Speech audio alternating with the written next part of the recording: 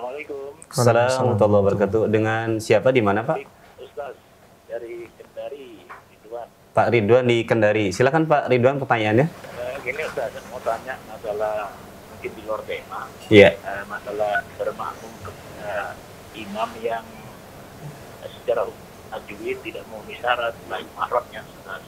Bagaimana hukumnya? Apakah kita mengikuti jadi makmum atau keluar dari makmum? Kalau memang harus keluar dari makmum, apakah kita ikuti juga bila mana imam tersebut yang bersangkutan jadi imam di sholat sir?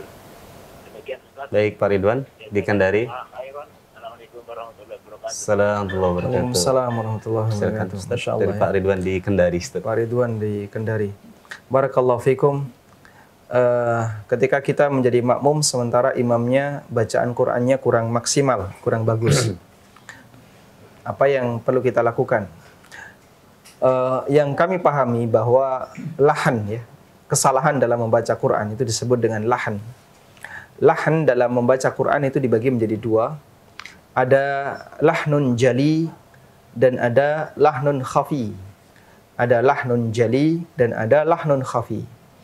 Lahnun jali artinya kesalahan yang jelas. Apa batasan lahnun jali? Lahnun jali adalah kesalahan yang sampai mengubah makna. Nah, kalau itu terjadi dan itu ada pada surat Al-Fatihah, maka makmum harus mufaraqah atau mengulang sholatnya. Yang kedua adalah lahnun khafi, kesalahan yang tidak sampai mengubah makna.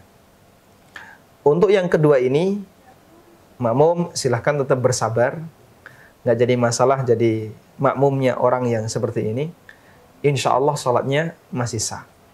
Sehingga kita tidak sarankan mufaraqah atau membuat jamaah yang baru karena ini bisa memicu terjadinya keributan di tengah masyarakat. Tayyib. Nah, untuk lahnun jali yang bisa mengubah makna dari lafadz yang dibaca, lahnun jali, kesalahan yang bisa mengubah makna ini hanya berlaku untuk surat Al-Fatihah. Tapi kalau untuk surat yang lain selain Al-Fatihah, maka imam mengalami kesalahan lahnun jali, wallahu ta'ala alam, insyaallah makmum tetap sah salatnya. Karena anggap saja dia tidak membaca surat. Ketika dia salah dalam mengucapkan kalimat tertentu di surat yang dia baca. Sementara untuk Al-Fatihah, karena ini bagian dari rukun salat, maka harus dibaca dengan benar. Nah, kemudian ketika imam mengalami lahnun jali pada Al-Fatihah, maka kondisi makmum dibagi menjadi dua.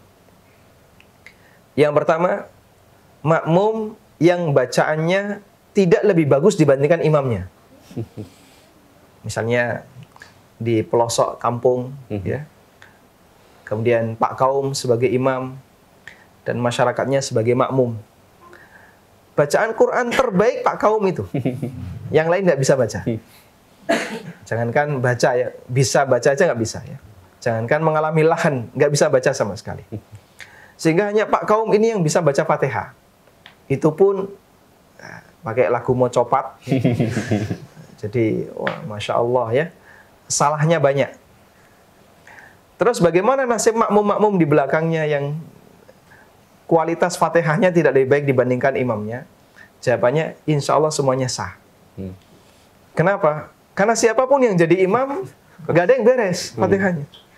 Mau Pak Kaumnya atau yang grade-nya di bawah Pak Kaum, yang Pak Kaum saja yang dianggap terbaik, seperti itu bacaannya. Maka yang seperti ini semuanya sholatnya sah. Sedangkan makmum yang bacaan Fatihahnya grade-nya lebih tinggi dibandingkan imam, yang kualitasnya lebih bagus dibandingkan imam, batal dia. Kenapa? Karena dia bisa lebih sempurna ketika membaca Al-Fatihah. Yang ini intinya adalah ada sisi tahammul. Tahammul itu menanggung beban sholat.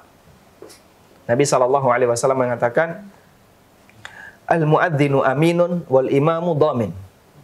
Muadzin itu orang yang mendapatkan amanah, dan imam itu dhamin, orang yang nanggung tanggung jawab terhadap kualitas sholat. Sehingga kalau ada makmum yang dia bacaan Fatihahnya tidak lebih bagus dibandingkan imam, sudah ditanggung oleh imam, karena imam yang terbagus. Maka ada makmum yang kualitas Fatihahnya lebih tinggi dari imam, yang salah dalam baca tadi, dia tidak ikut tertanggung. Kenapa? Karena kamu lebih tinggi derajatnya. Maka makmum yang seperti ini, dia mufaroqah. Ya. Kemudian sholat sendiri, atau dia mengulang sholatnya. Wah, berarti kalau kayak gini lebih mending milih yang nggak bisa baca Fatihah ya. Sholat dimanapun sah. Ya tidak demikian. Ini sifatnya kondisional. Kadang ada beberapa ikhwah yang misalnya sholat di kampung atau sholat di tempat yang pelosok, ternyata yang jadi imam kualitas Fatihahnya nggak bagus, bacaannya banyak yang salah, maka dia harus mufaroqah dan membuat atau dia sholat sendiri. Wallahu a'lam. Baik, jazakallahu khairan atas jawaban dari penanya Pak Ridwan di Kendari.